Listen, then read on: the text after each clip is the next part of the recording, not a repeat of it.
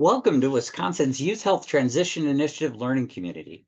Children's Wisconsin is a leading healthcare organization in Milwaukee, Wisconsin, dedicated to providing comprehensive medical care, care coordination, and other supports to children with complex needs and their families. Megan Teed from Children's will share updates on how their team supports children in the complex care program as they transition from pediatric to adult healthcare. Welcome, Megan. Glad that you're here.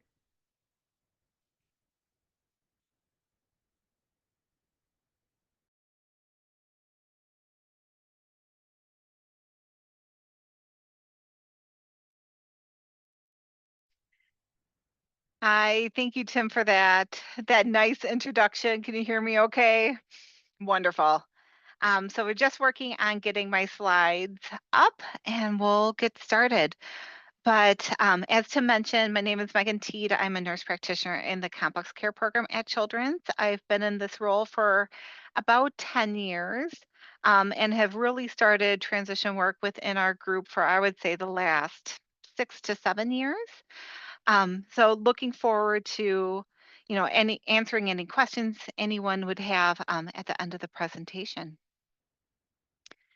Starting off, I have no financial disclosures, but the objectives I have are really to describe the elements of what we're doing in regards to transition within the complex care program, to describe a little bit of how things have changed, a little bit from pre-pandemic, during the pandemic, and then now with where we are today.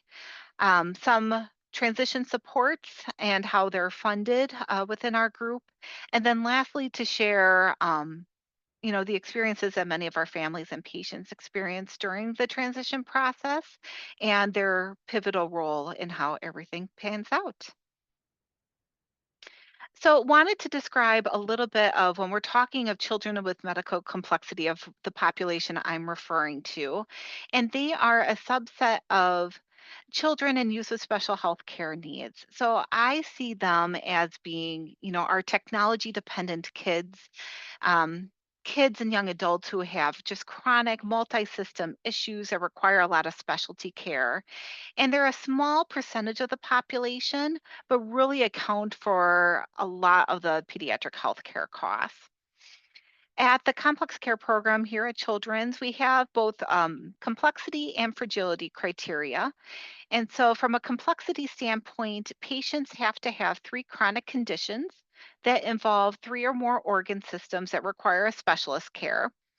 And then from a fragility standpoint, they need to have either 10 specialty clinic visits in a year or 5 unplanned hospital days in a year. Currently, our program has about 730 patients in the program. A quarter of them are transition age. So when I'm speaking about transition age, I'm starting to talk about transition at the age of 12 or older. And then 5% of the patients in our program are adults.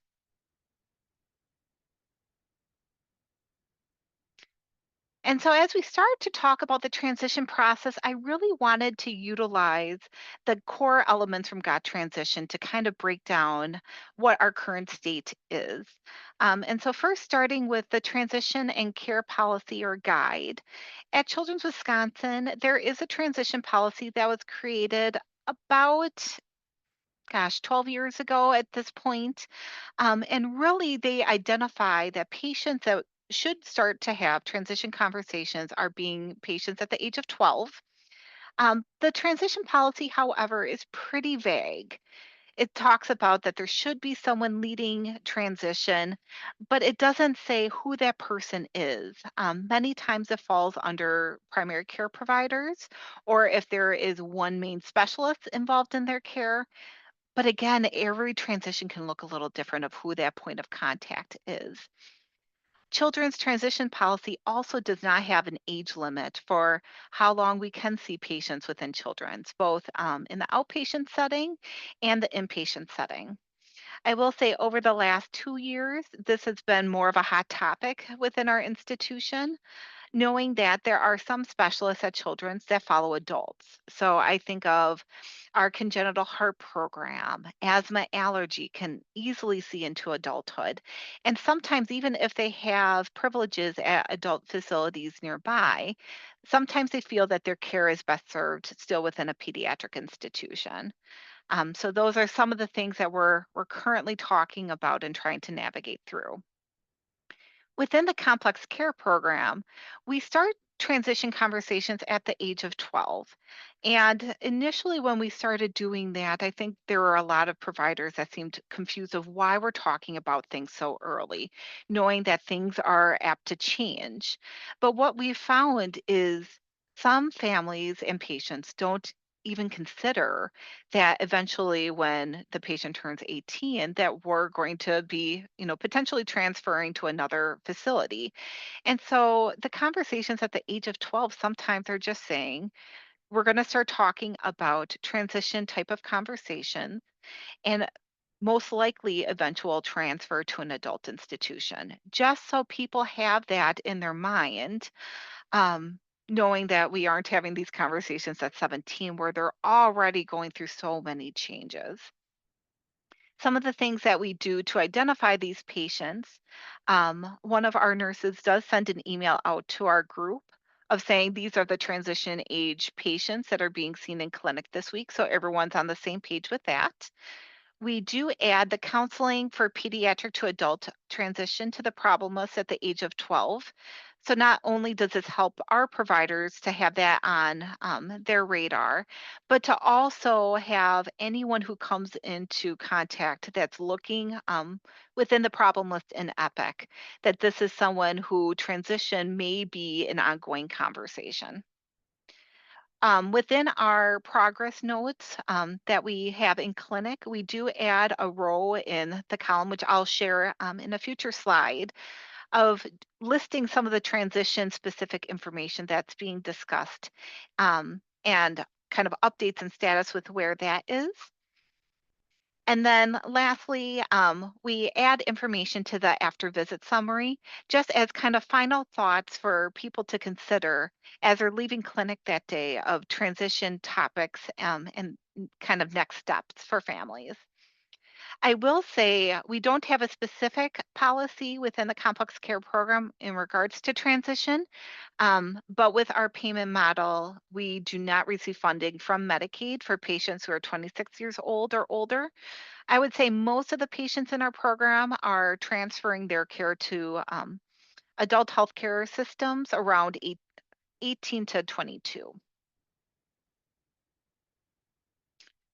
So, how do we track and monitor where they're at in the transition process? In our care coordination note, we do include a row that's very specific that includes information on if they're undergoing guardianship or supported decision making, what specialists are going to transfer their care at what point, and if they have specific recommendations for who they should be seeing in the adult world. If they've identified a healthcare transition or a healthcare system that they'll be transferring their care to. So I think in the Milwaukee area, many people assume that since Freighter is right next door, that if someone receives their care at Children's, they'll automatically receive their care at Freighter.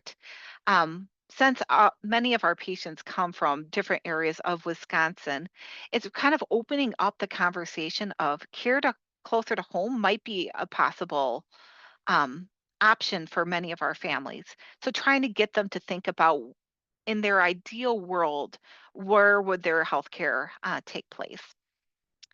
And then lastly, what resources or benefits are we looking into or are they established with? So, for children who are enrolled with the CLTS program, have they made the connection with our Aging and Disability Resource Center yet? Has school had conversations of options and what things might look like? Are they going to be in school until the age of 21? Or are they looking into job opportunities or additional schooling? Have they connected with long term care options like Iris or family care? And lastly, things like Social Security, is that something that they're pursuing?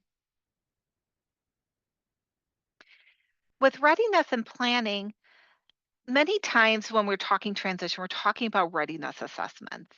And I will say that this has been one of the really tricky aspects of caring for children with medical complexity is some of the tools that have been validated and used don't fit all of our patients. Sometimes, when I think about a readiness assessment for children and adolescents with intellectual disabilities, that covers a good subset of our population, but may not address the medical complexity aspect of things as well. So currently, our team is not utilizing a standard readiness assessment. I think this is on my dream list of things in the future of trying to have a more formalized tool that we're using. But right now, we decided that we really wanted to focus on our care coordination and shared plan of care and having that up to date, having some of these key components to it as at least a first step, especially for some of our providers and nurses who aren't as familiar with transitioning patients and especially those with medical complexity. From a planning standpoint, especially in regards to their specialty care, many times we're reaching out to their specialists between the ages of 14 to 16 to try to come up with a tentative transition timeline and what needs may they currently have and what needs they may have in the future. So, one of the issues we find commonly is that one specialist, I'll say endocrine, will say that they'll follow a patient until GI transfers. And GI said, well, we'll follow you until your PCP becomes an adult provider. And so everyone has these kind of vague timelines, but there's no one necessarily guiding you know, when they're actually going, leading patients many times to be in the pediatric system maybe longer than what is needed. So around the age of 14 to 16, I'm reaching out to the specialist and having everyone on one message saying, you know, Joey, we're talking about transition with. While we understand that things can change in regards to Joey's medical status and ongoing needs, trying to come up with, when are people planning on transferring their care to an adult specialist? Is an adult specialist even needed? Sometimes what we found is if you have a really good adult primary care provider, they may be able to manage, stable hypothyroidism or a stable G tube feed and kind of pull in the adult specialist only if they run into issues. And what I found is as soon as one specialist responds with, let's say, neurology is keeping until 18 years old, rehab may say, "Oh, well, I was going to keep them until 21, but if you're transferring at 18, maybe 18 makes more sense." And so having some of these specialists have a conversation and instead of just thinking about their system, really think about the holistic and global needs of these patients. Schools should be talking around the age of 14 about ongoing planning. And I would say within the Milwaukee area, I see some schools that maybe they're talking a little before 14 during an IEP meeting, and some that I've seen patients in clinic that are 16. And I've asked families, hey, during an IEP meeting, what have they talked about? And transition isn't being mentioned. So by us kind of sharing this information with families, I really think that it's helped families to also be able to better advocate for their child because if they don't know that these conversations should be happening, they're kind of in the dark as well. And lastly, in regards to guardianship and supported decision making, um, allowing options. And I think, especially for some of our patients where there's some debate over do they need full guardianship or not, pulling in our neuropsychology colleagues has been definitely an important aspect of this. And I'll say that at least here, neuropsych typically has about a year wait list. So if we're talking about the guardianship process starting, closer to 17 and a half, if we're waiting, if we have someone on the wait list and then knowing that there's going to be a couple of appointments for assessments and conversation, really trying to prepare ahead of time. So it might be a little small on the screen, but every patient in our program, whether they're a baby or an adult, has a shared plan of care. And so we have information kind of at the top of the note of the specific topics we talked about in a visit. But then we have this in all of our notes. So under each system, we'll list what diagnoses they have, the last time they were seen in clinic, who they're seeing, who's doing the management of an issue, and things that are pending or when their next visit is. So at the bottom, the last row says complex care. Once they turn 12, we'll have a row below that that is specific for transition. And so I included just a couple of examples of what this role may include and look like. So the top one is from one of our 14-year-old patients that we are early on the conversations of transition. So in regards to what adult institution they are going to transition to, eventually in the future. Mom was thinking it would be Freighter, but dad was almost thinking, well, maybe Ascension or Aurora. So there was some debate within the family. So that had not been identified yet. Since he was 14, after this clinic visit, I was planning on reaching out to the specialist to come up with a timeline. Um, for him, with his cognitive status, we knew that he would need guardianship. We had no specific plans after high school. Again, mom wanted him to stay in school until 21, and dad, I think, wanted to explore further opportunities. But when it came to home life, they were both on the same page of wanting a group home for him at some point, and had actually started the conversation already with the long-term support waiver in regards to options and what that might look like. And this was a patient that I was surprised when I started conversations with family at the age of 12. They were already thinking group home and hearing that some group homes have years wait lists and asking about the process. So um, sometimes I think we're nervous about having the conversations early, but many times I think families surprise us with the conversations and things they've already been thinking of. So then the second row is from an 18-year-old, so further on down. He was planning on transitioning his care to Freighter, kind of a mixed timeline in regards to specialty care. So I know at the beginning of the presentation, I mentioned that sometimes cardiology and our Herma Heart Institute will keep adult patients. And so the plan for him was to have his care here indefinitely. Asthma allergy as well was keeping him here indefinitely. But yeah, when it comes to some of the other specialists, audiology, dental, sleep, we're all talking about transitioning at the age of 18.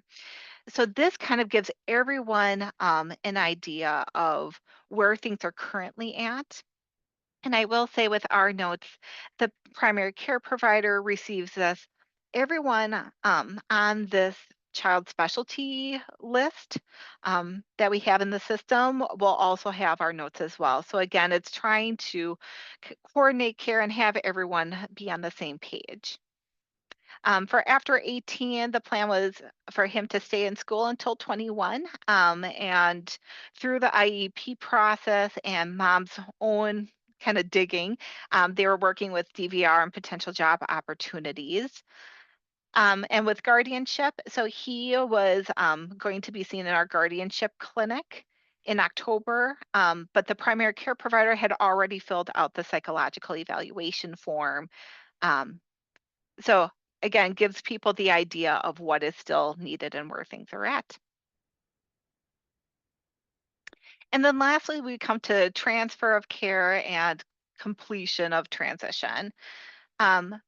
We really try our best to connect with the adult PCP. We have found with our patients with medical complexity that transitioning the PCP is typically where we've had the most success. both, I think, from cutting down on potential specialists and what their needs are, but also in the adult world, many times they're doing the care coordination and the legwork that way. So trying to be able to give them the information that is helpful for them to kind of pick up the baton and carry forward.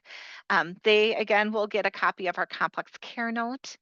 One of the things that we're currently discussing is what is most helpful in regards to a warm handoff? I think there's a lot of presentations and data talking about the benefit of provider to provider handoffs, even at times, when able, having an adult provider join a pediatric provider for a visit to kind of meet the family, learn about the patient, and try to really show that we're looking at the holistic needs of our patients.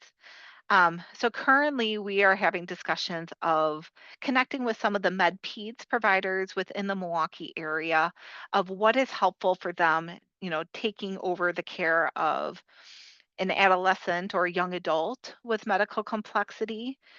What do we think is helpful, and how can we best collaborate to make sure that we're meeting the needs of both the patient and the family? Communication throughout the transition process is pivotal, but especially during the transfer of care. Depending on how long adult wait lists are, that definitely can play a role with, if GI says we're done at 18, but they can't get into an adult GI provider until 19, who's managing their care in kind of that year time period? And lastly, the challenging aspect I think from our group is eventual discharge from our program. So I think I mentioned earlier, most of our patients by the age of 22 have transitioned. We have a couple that are older than that. But typically by mid 20s, they're out of our program. And so I think it's both a celebration. We try to have it as a positive, but also understanding that for many of these patients, we've been with them their entire journey. And we've been their point of contact. So really trying to give them optimism of where things are at, but also know that relationships obviously look different afterwards. So COVID-19 definitely threw a little bit of a wrench in regards to transition. So for us, we started doing really more of our transition work around the age of, or around the year of 2019, coming up with a committee within our program and really working on consistency between our staff and how we guide families through this process. And then in 2020, obviously things shut down. But what we were seeing is in the pediatric realm, our ERs initially were actually pretty empty. While next door at Freighter, their ERs were just packed. So our institutions were talking about what happens for some of these patients that are in the midst of transition. Do they need to stay at Children's longer? Would we end up keeping them both here longer or maybe even admitting patients who are adults, even if they didn't have the medical complexity, keeping them at Children's? Would we kind of be the pop off valve, for lack of better words, for them? And luckily we really did not have to kind of take over emergency care and hospital admissions for many adult patients, but it did cause a delay in transferring some of our patients to the adult world. And post pandemic, I feel like we're still kind of catching up. What we have seen is with some of our adult specialties, they're booking out a year. One of my patients recently were working on transferring his care to Freightert, and neurology, I think, was booking out a year. So again, it's that communication with specialists of where things are at and how do we provide, safe and effective care in the midst of transition. So a hot topic is how do we pay for this? How do we fund care coordination and transition?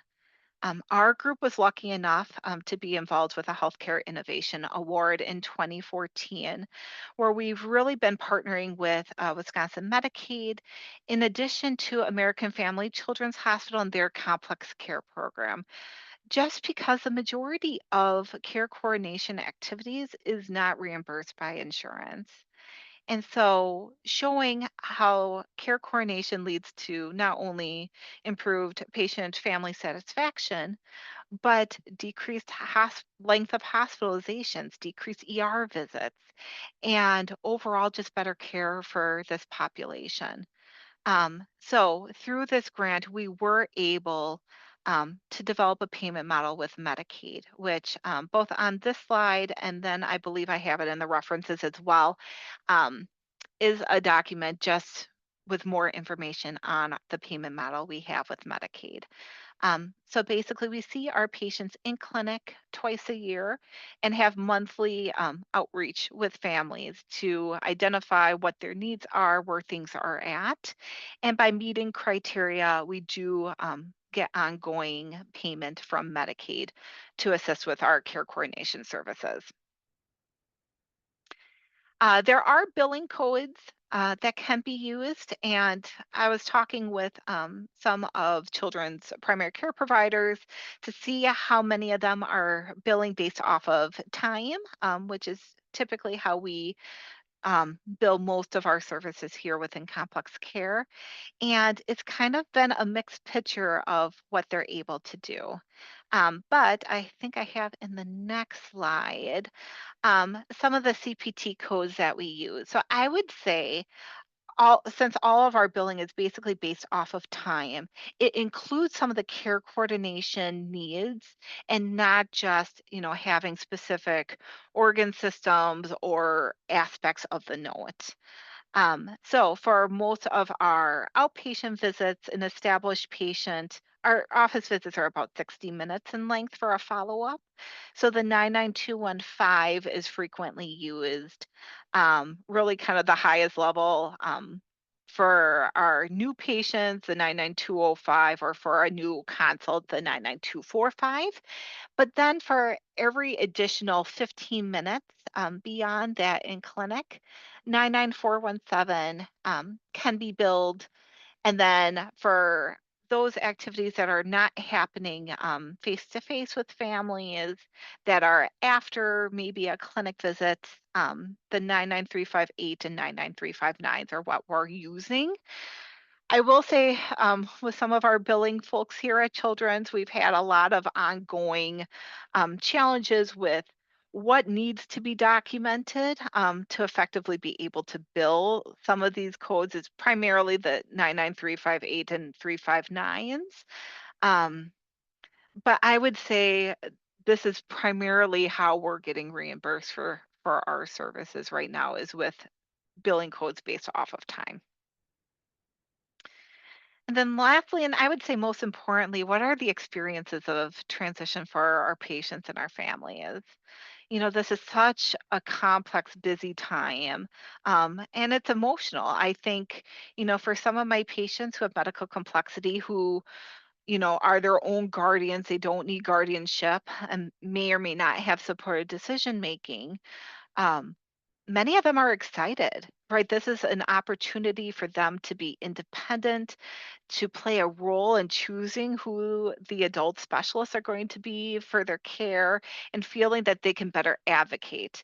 I think some of them have also mentioned to me that, in the adult world, the providers are used to looking at them more than in the pediatric world, even if, right, we have a 24-year-old patient who is her own guardian. I think us as providers, many times we're still looking to the parents for their input and insight.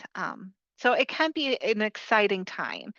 And then I think for many of our families, it's scary and sometimes sad of knowing these specialists for a long period of time and having to, some families have mentioned it feels like we're starting over.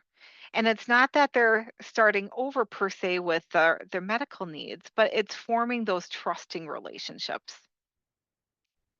So the importance of having patients and families involved in the transition process is pivotal. One of the things that we worked on a couple years ago, so 2021 through 2023. Dr. Beth Corbin, who is now a hospitalist out east, she was a hospital medicine fellow at our institution who was really interested in transition and the experiences.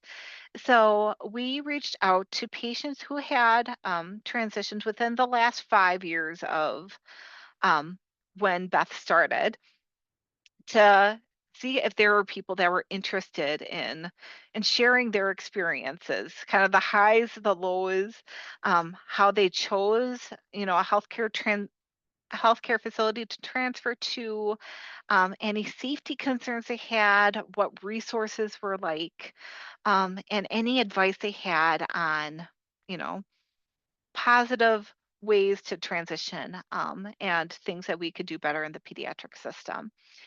And I would say out of the 10 families that participated, 7 of them answered right away. They were very happy and excited to share their experiences. And then I think the last 3, after just like one phone call, they answered and said that they're happy to share. So I think we initially mailed out, I think we mailed 50 families, but it did not take long to get the 10 we got, which is great. And so there are so many themes that were identified. But one of the things that rang loud and true was a desire for a gradual transition of not saying, okay, well, for let's say a parent who still has guardianship of their young adult, not saying, okay, it's 18 and we are transferring all of your specialty care and your primary care provider. For some people that works out, for most of our families, they felt that they needed to take it one step at a time. Let's find a primary care provider first and make sure that that's a good fit, and then start one by one adding specialty care in. Um, Families also shared that they wanted the transition timeline to be flexible depending on the overall health status of their either their young adult, or for patients who are their own guardians. They did not want to feel shoved out the door during a time of medical instability. And I think the good news is what we heard is that was the experience of most of these families, is that they didn't feel shoved out, especially if there was, a long hospital stay or changes with health. They felt that they had some time to at least kind of get to a stable spot before looking for an adult provider. They shared provider knowledge both as a pro and a con. I think as this population, so children with medical complexity, as they're living longer, there are some adult providers that aren't as familiar with some of these diagnoses. And so for some people, that was a fear of, A, are they willing to care for this patient, but do they have the comfort level and ability, and should we trust that they're going to do the right thing for these patients? Um, but I think in a couple of the interviews, they did share that providers were willing to learn, which was a definite positive. The differences between pediatric and adult care systems. In the pediatric world, we may say, "Oh yeah, follow up in 6 months." In the adult world, they may say follow up in a year, and that doesn't necessarily mean that that's wrong, but it's a change. The level of preparedness, both the perceived kind of level of preparedness for these patients and families, but also what kind of guidance they provided. And most of the time, they felt that many of the specialists were not providing guidance early enough. They wish they would have started the conversations out sooner. In regards to transition experiences, this one actually caught me a little by surprise, but I think it's really true. The negative script that we as a pediatric team kind of give families in regards to transition. We talk about how scary it is. We talk about the change. Oh, there aren't as many resources. And while some of that may still be true, I think how much fear are we instilling in some of these patients and families, um, by saying that and the manner we're saying it, and not looking at this can be for some of these patients a really positive experience. And, for some who are very much like, oh, my transition plan is to not transition, eventually many of them will, once they kind of get over the fear and the unknown of the adult world, many of them do end up finding really good providers that are able to meet their needs. Um, but one of the things that probably makes me the most sad within some of the data we got was just this loss of a centralized support. Um, we're lucky to do really comprehensive care coordination within the complex care program here, but there's not an adult equivalent of what we do. And so there are some primary care providers that do an amazing job, um, but it may not be as comprehensive as what we can do. They talked about loss of, we have a 24/7 on call line for our families. The most part, that's not how it works for many of the adult systems of being able to talk about any healthcare need, maybe have them, communicate with an ER if they're coming in, and getting kind of that quick, timely response. Doesn't always happen. Sometimes it does, but that was definitely a source of support that we were able to provide in the pediatric world that many of these families unfortunately didn't have in the adult. But they also gave us kind of a wish list and advice, that came from these interviews. And so warm handoffs was one of them. Feeling that the pediatric system and providers had relationships with providers in the adult world and could really, we have these trusting relationships. And so they really look to us, to say, who would you trust for my child to see, as an adult? Or, even for some of our patients who are their own guardians, looking for any guidance, just knowing that, they've trusted us for so long. To have a guided timeline and gradual transition. So for many of our families, maybe a couple of providers are transitioning at the age of 18. Maybe some of them are not until 21, but having kind of the stepwise approach and being able to look back and say, okay, this is what's gone well. Maybe we need to change our approach in regards to this. Maybe that primary care provider actually wasn't the best fit. And do we need to find someone new? One of the things I love is a couple of our parents actually said that educating physicians was top of their list, and especially in regards to saying, I don't know. Because I think, sometimes we get stuck in, we feel that we need to know everything, and really we don't. We just have to know where our next step is and who to ask. And so these families appreciated the honesty of providers that were able to say when they didn't know, but also take that next step then and be able to find the answer. They also talked about the stigma of children with medical complexity being unfixable. And while children with medical complexity have a lot of challenges, and ongoing medical needs, I think feeling hope from providers was really important, to know that we're still looking into things and evaluating things. And maybe we don't have the answer to best address this diagnosis, but we're continuing to work with that.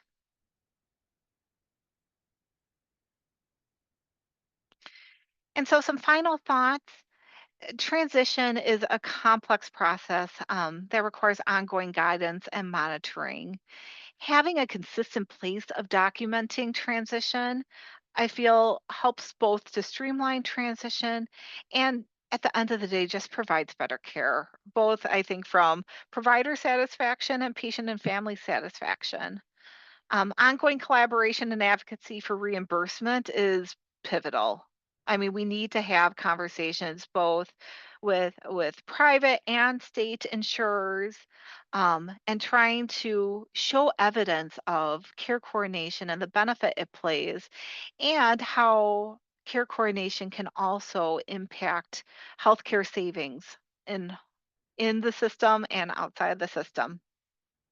And lastly, we can't do this work well without really talking with teenagers and young adults and their families of what their needs are, what their fears are, and at the end of the day, how do we help guide them through this really tricky process to make sure that they're set up for success in the adult world? So thank you everyone for your time. And with that, I'm happy to answer any questions.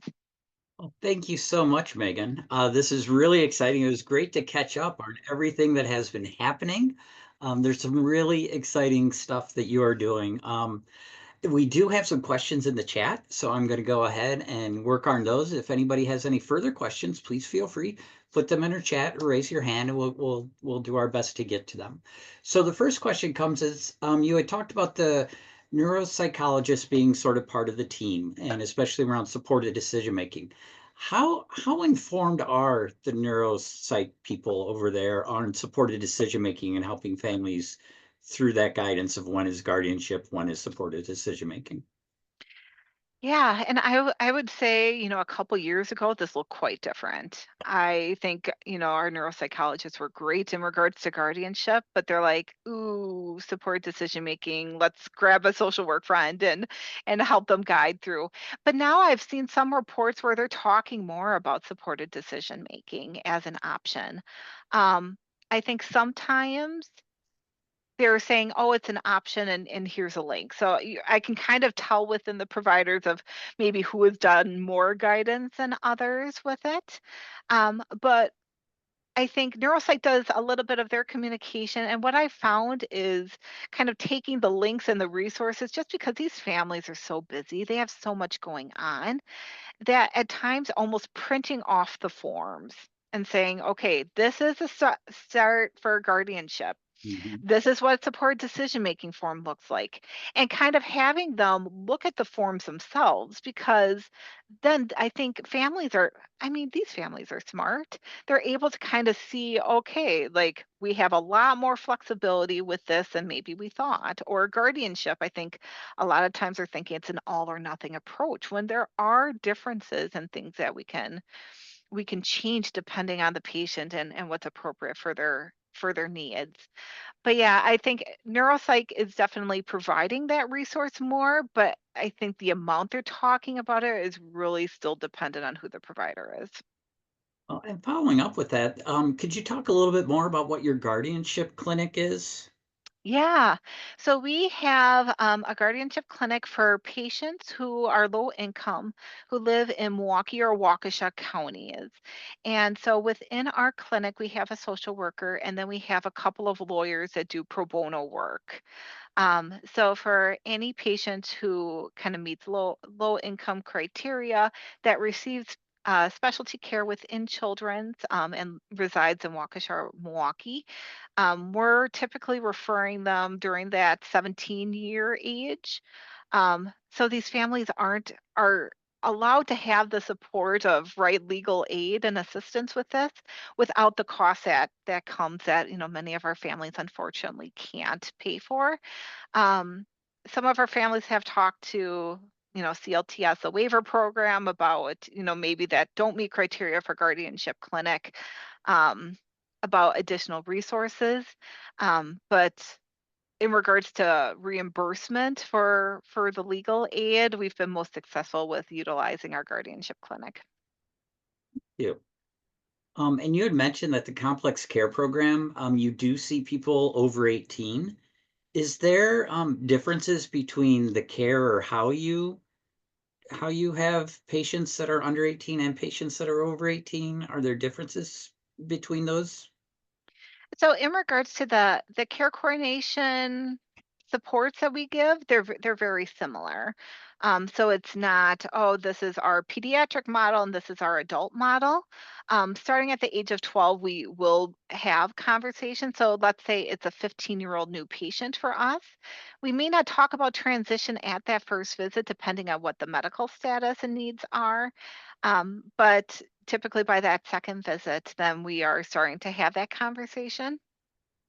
We don't enroll patients who are adults in our program, Oh, even okay. 17 sometimes, because what we were finding is that some specialties were referring kind of right before the age of 18, saying, oh, assistance with care coordination, which when what they needed was transition Yeah. resources and needs that way. Um, but for patients who, let's say they were enrolled when they were 12 and they're continuing on in our program, uh, our typical visits and monthly outreach look very much the same as they do, if they were still a baby. Can you talk a little bit about how you've set up, what's been successful in providing a warm handoff, or what the challenges have been in getting the two sides in one room together with the family? Yeah, and I think telehealth allows us maybe, some tools to consider. It used to be that we would have some adult PCPs that were willing to even come to a complex care visit.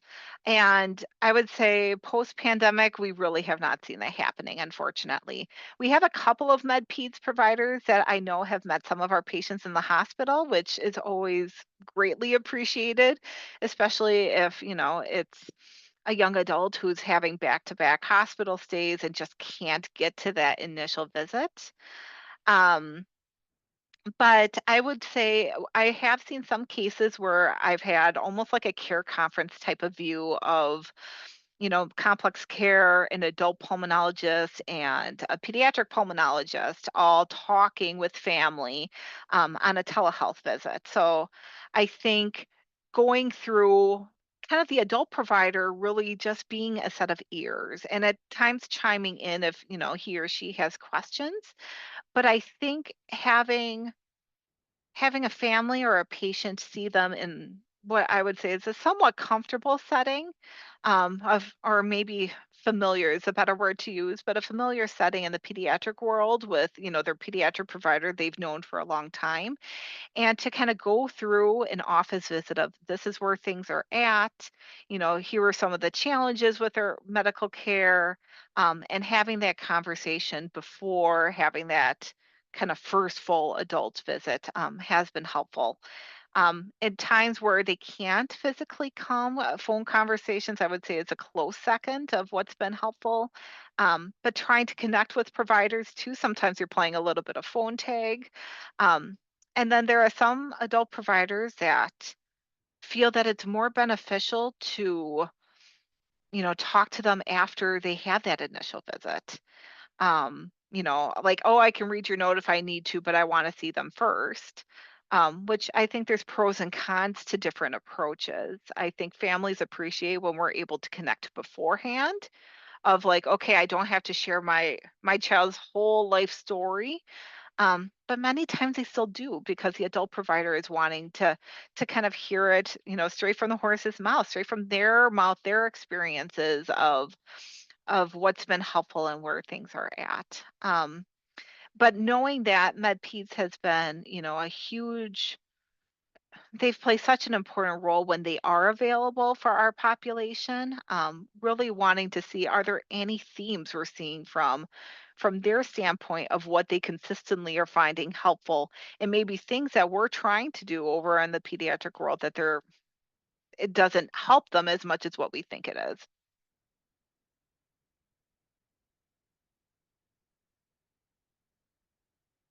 Couple more questions.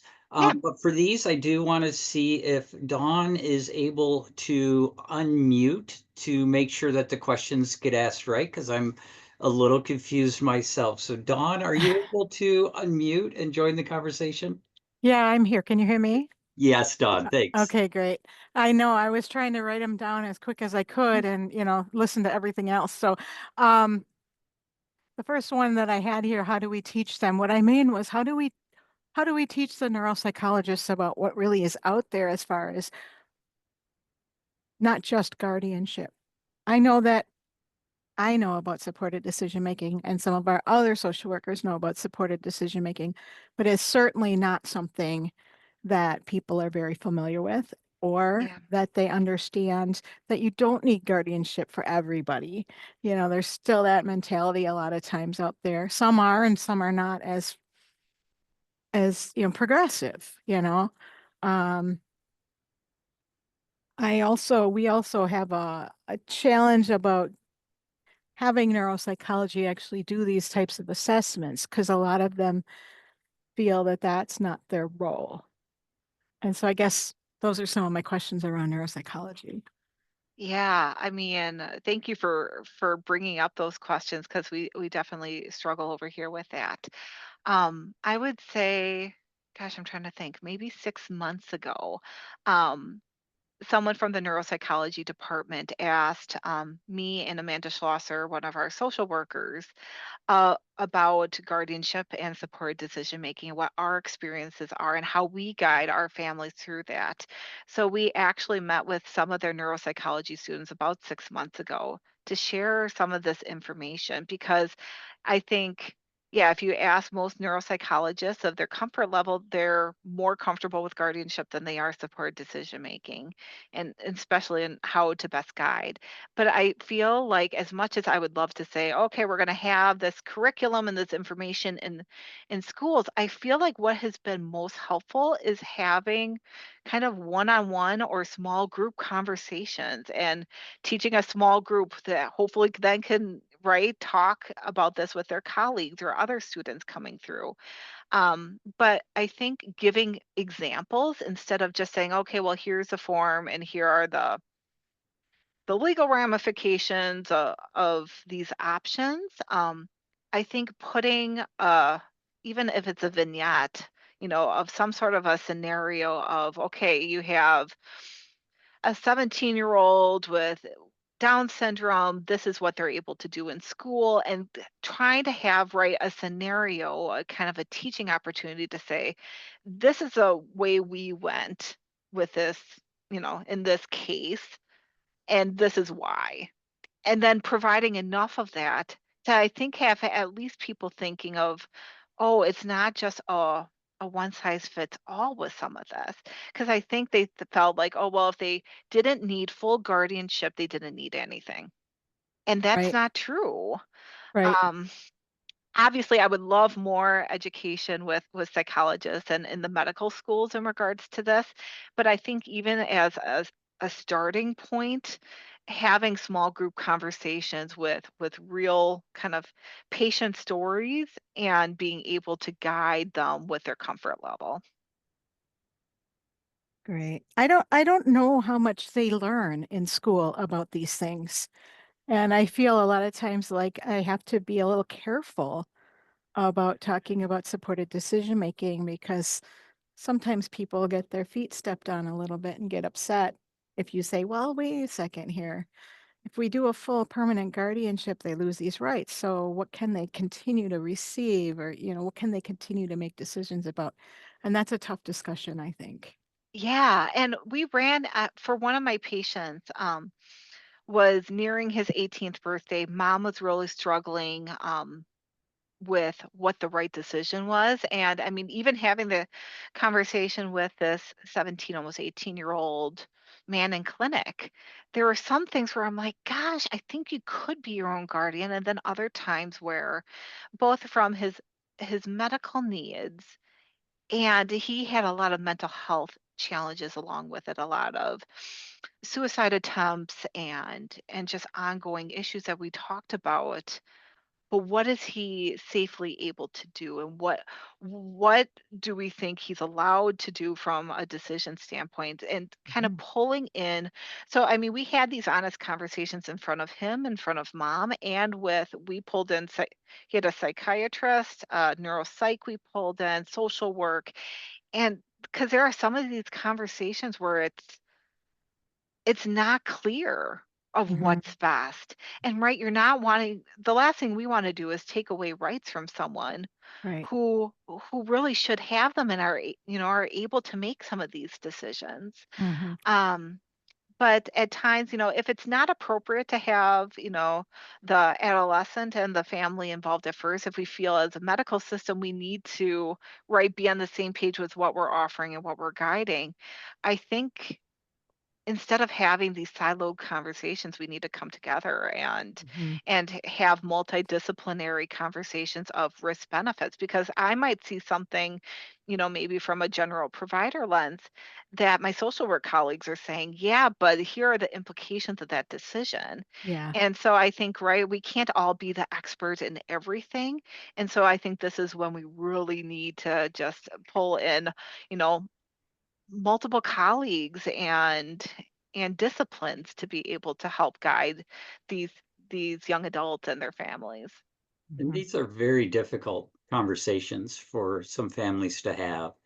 We're Uh, going to have to bring it to a close, Dawn. If you need Megan's email information, or Megan, if you need Dawn's, let me know. I would be more than happy to connect the two of you together, knowing the excellent work you're both doing in your systems. But I want to thank everybody for joining and sharing today to help us improve. We do hope that you'll answer the poll questions that will be popping up on the screen. This really helps us to determine how we're going to go forward with the learning community and what you would like to do. So there should be a poll coming up soon. We hope you'll join our next learning community, our April